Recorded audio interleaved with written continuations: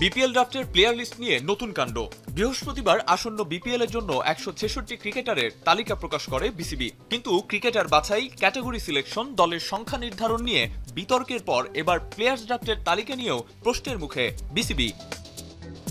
এখন টিভির বিশ্বস্ত সূত্রের খবর, ক্রিকেটারদের প্রকাশিত এই তালিকা কেবলই খসড়া মাত্র। খুব শীঘ্রই নাকি অকশনের জন্য চূড়ান্ত তালিকা প্রকাশ করা হবে। অথচ দুদিন পরে 30 নভেম্বর অনুষ্ঠিত হবে বিপিএল ড্রাফট। সূত্রের খবর, ফ্র্যাঞ্চাইজিগুলোকে ন্যূনতম ধারণা দেওয়ার জন্যই তড়িঘড়ি করে ড্রাফট তালিকা দেয়া হয়েছে। প্রশ্ন হলো, চূড়ান্ত তালিকা তাহলে কবে দেবে বিসিবি? আর ফ্র্যাঞ্চাইজিরাই বা অকশনের জন্য কিভাবে প্রস্তুতি নেবে?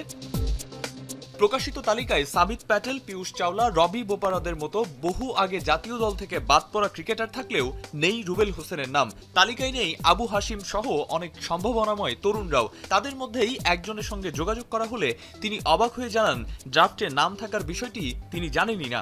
এরপর বিসিবির সাথে সেই ক্রিকেটার যোগাযোগ করলে বিসিবি থেকে তাকে আশ্বস্ত করা হয়, যার অর্থ দ্বারাই সমালোচনার চাপে আবারও সংশোধিত ক্রিকেটারদের তালিকা প্রকাশ করতে পারে বিসিবি।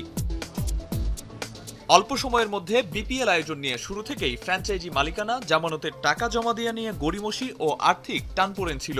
তার উপর 5 দল থেকে অনেকটা আকস্মিকভাবেই ষষ্ঠ দলের ঘোষণা, সম্প্রচার প্রতিষ্ঠান পরিবর্তনের মতো ঘটনায় মাঠে গড়ানোর আগেই বিতর্কের জন্ম দিচ্ছে বিপিএল। আর ক্রমেই স্পষ্ট হচ্ছে সুনির্দিষ্ট পরিকল্পনার অভাব। আরিফুল ইসলাম সাহাব, এখন, ঢাকা।